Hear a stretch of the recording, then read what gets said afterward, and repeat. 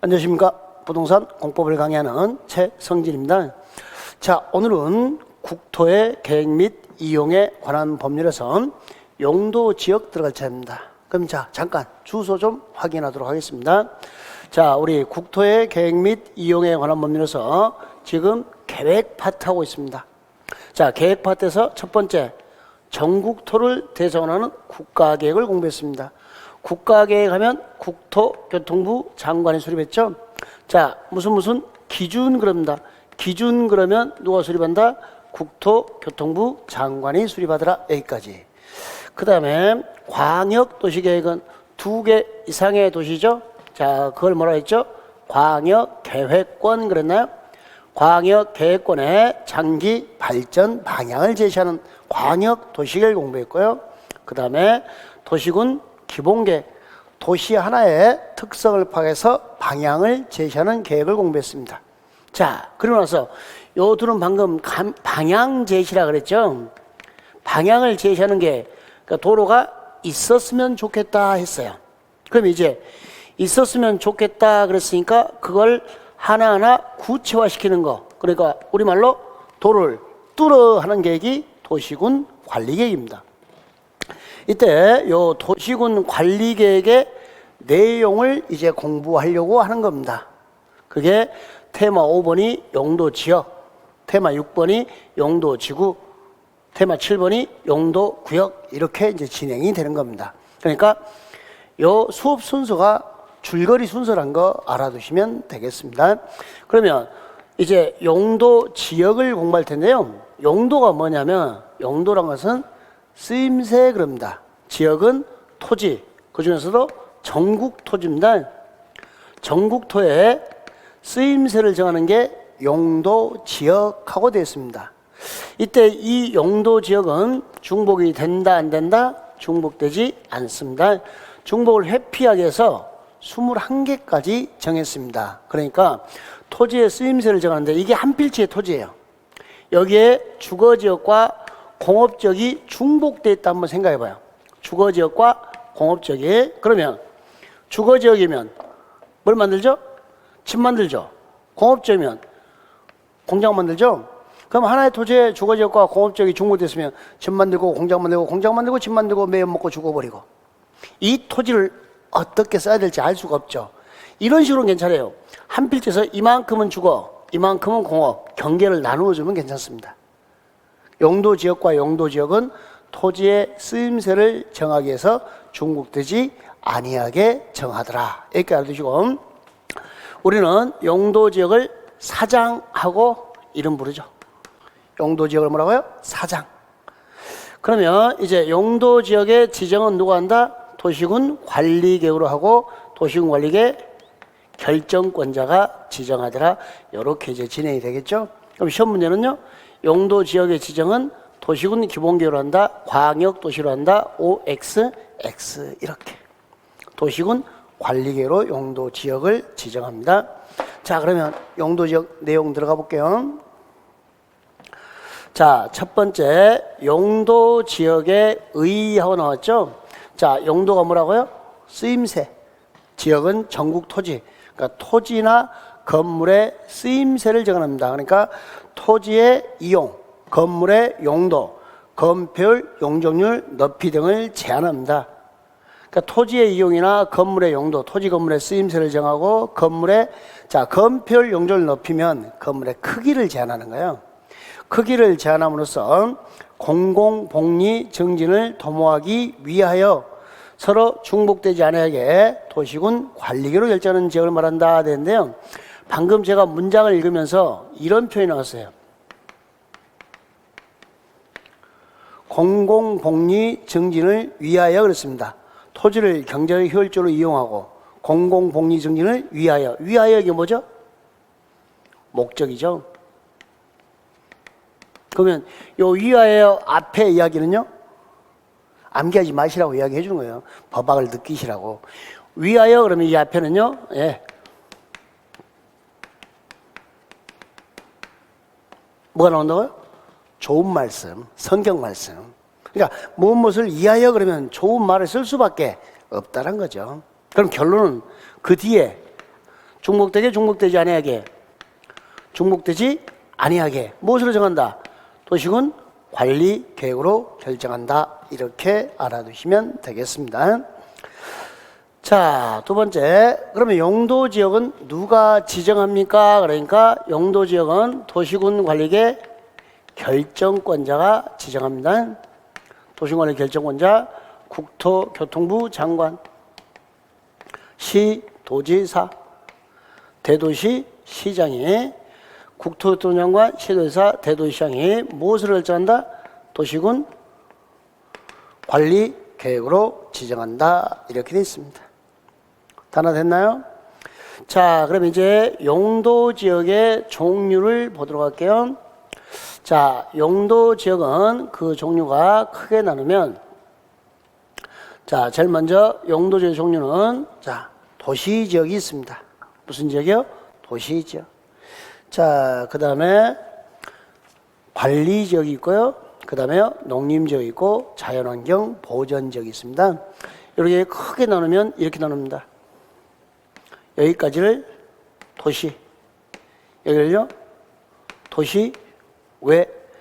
도시 외를 우리가 뭐라고 부르냐면 시골하고 부른다는 거 알아두시면 되겠고요. 자, 관리지역, 농림지역, 자연환경 보전지역이 도시 외. 그러니까 도시 외는 주된 취지가 뭐죠? 보전이죠. 도시는요 개발이고요. 근데 도시 외에서 관리지역은 이 보전과 개발의 성격을 다 가지고 있는, 그러니까 도시와 농림과 자연환경 보전지역의 완충지대 역할을 하는 게 관리지역이다. 이 정도까지는 좀 기억을 해 두시면 좋겠고요. 도시지역은, 자, 우리가 생활하는 주거지역은 못하는 곳이죠? 거주하는 곳. 또 발음 잘못하면 죽어요. 거주하는 곳. 상업지역은요, 자, 상업은요, 여러분 이 단어를 잘 생각 안 하더라고요. 상업, 업무, 요 두 단어를 합해서 상업지역 그럽니다. 그러니까 상업지역은 여러분 거기 차 가지고 이렇게 지나가나 아니면 걸어가다 보면은 빌딩 건물에 자 크게 임대하고 썼어요. 그리고 그 밑에 상가, 사무실 다수 확보되어 있어요. 상가, 사무실. 그게 상업지역. 상업지역은 상가와 사무실이 있는 거죠. 상가가 뭐야? 상업. 상업, 상가, 업무, 사무실. 이게 상업지역. 그 다음에 공업지역입니다. 공업지역은, 자, 공장. 공업의 편익증진이 됐고요. 자, 공장. 그러면 녹지지역은요?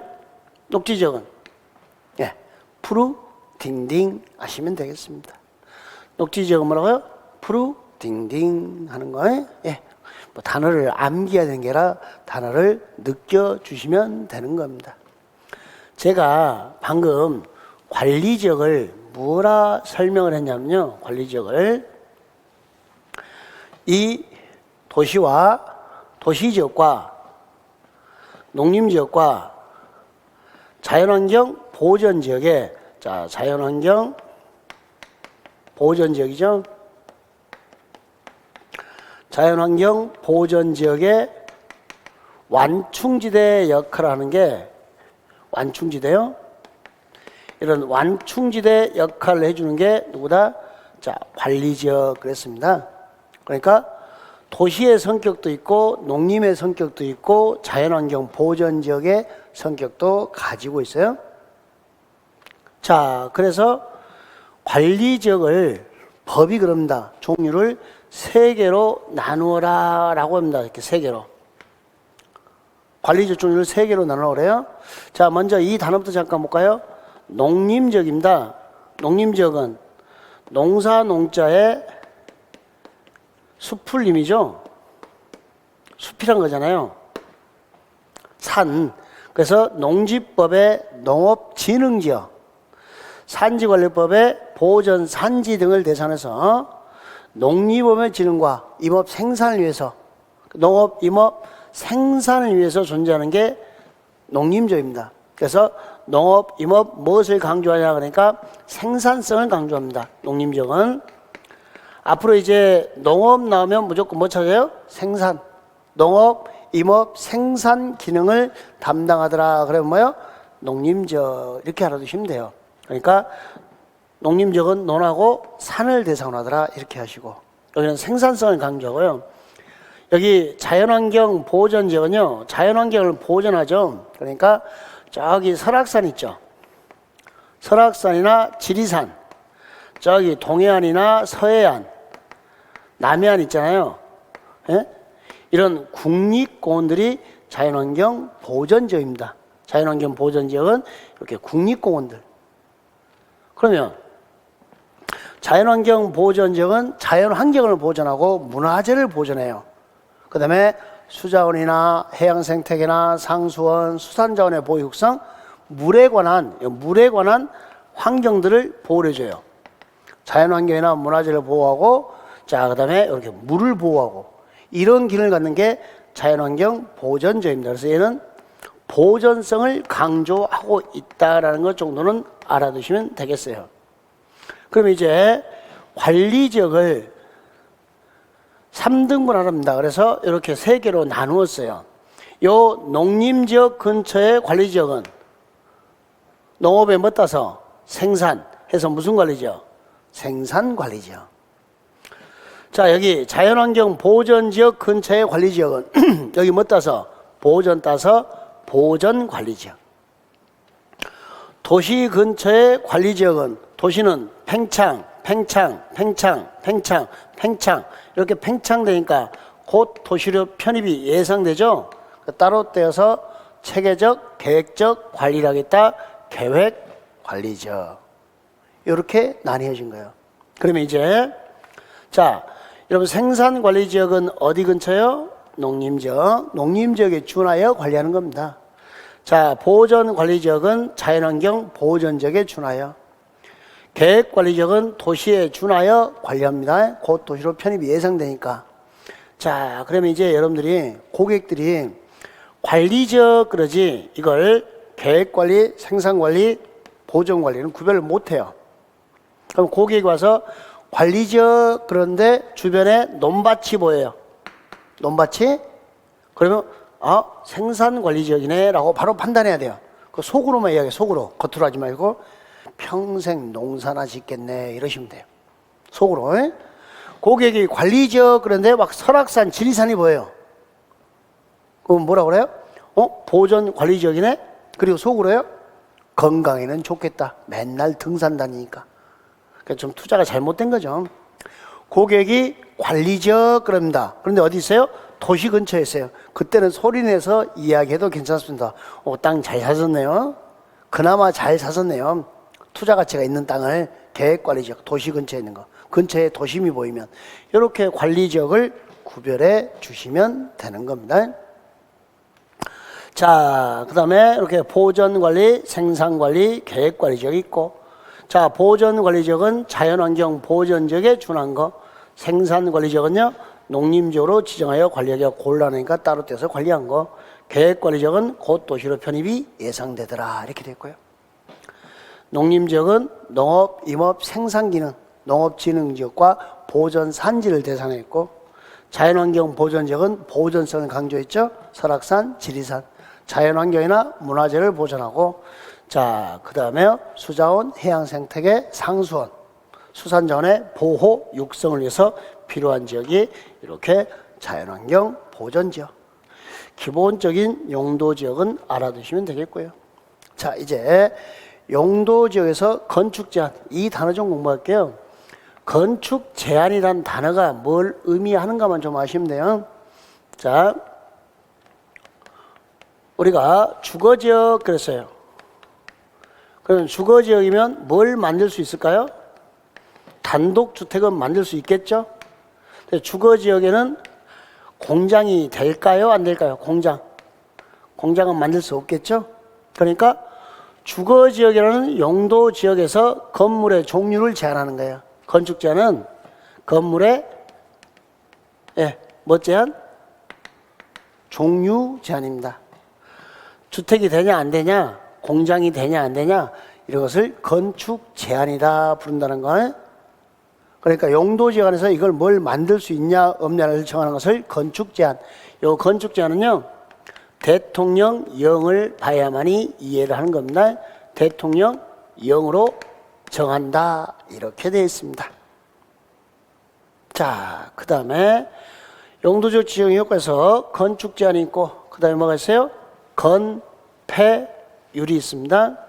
자, 건폐율은요, 요 건자가 세울 건자입니다. 건축할 건자. 요 패자가요, 덮을 패자입니다. 이게 비율 율자죠.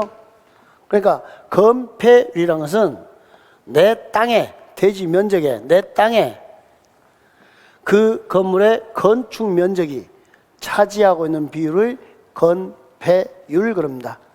대지 면적에 대한 건축 면적의 비율, 그래서 이렇게 건대하고 불러요. 그러면 건폐율이 50%다라는 말은 내 땅에 몇 배까지? 0.5배까지 건축할 수 있다, 이런 말입니다.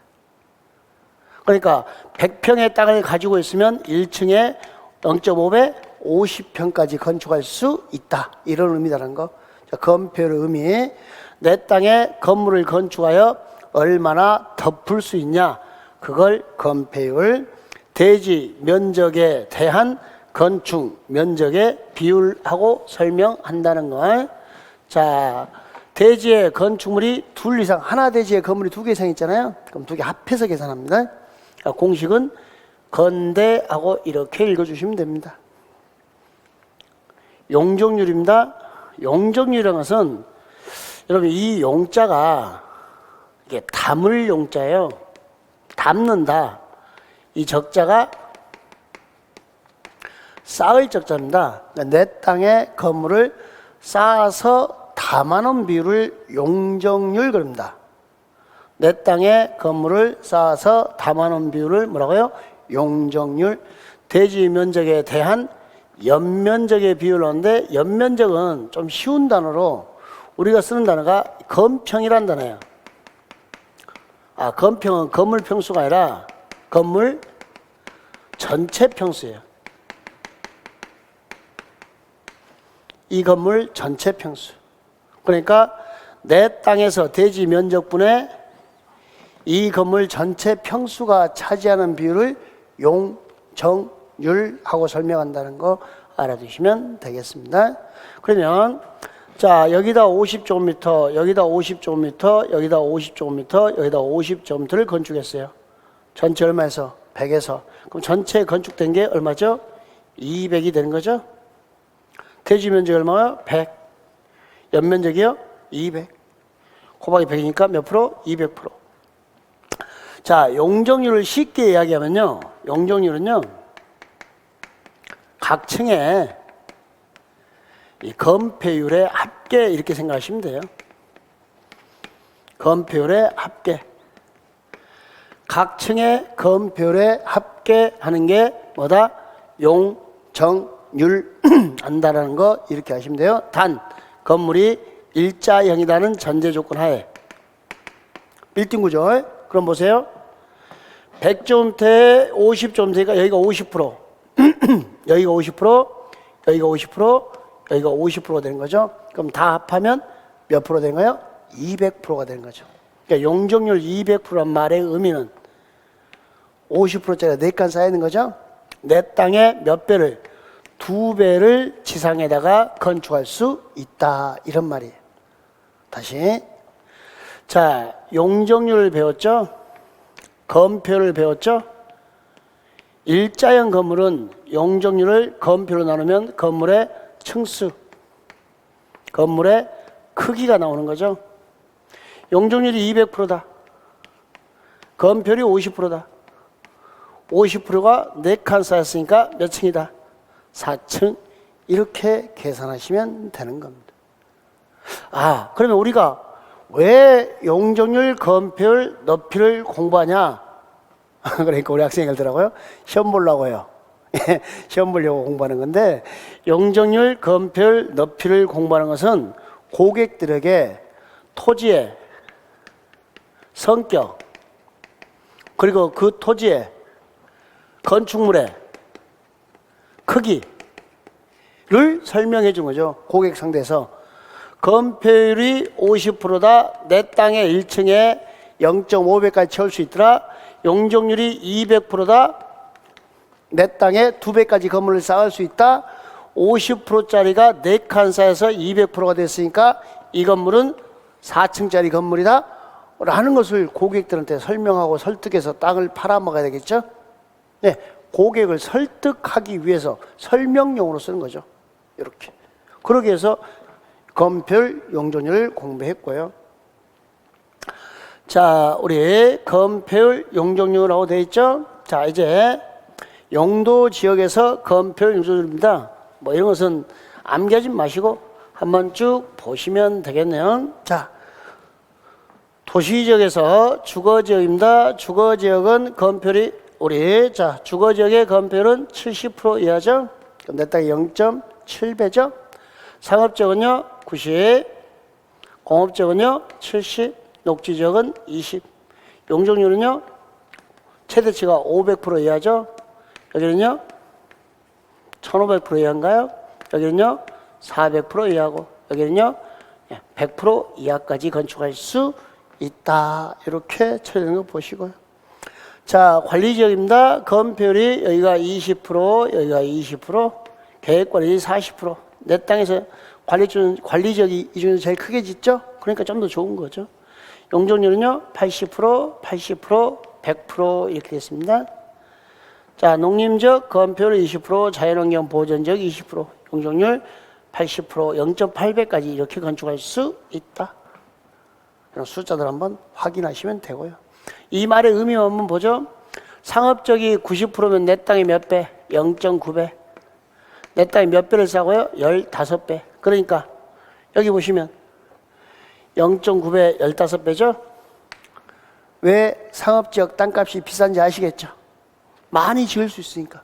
왜 녹지지역 땅값이 싼지 알겠죠? 건물을 적게 지으니까 그렇습니다.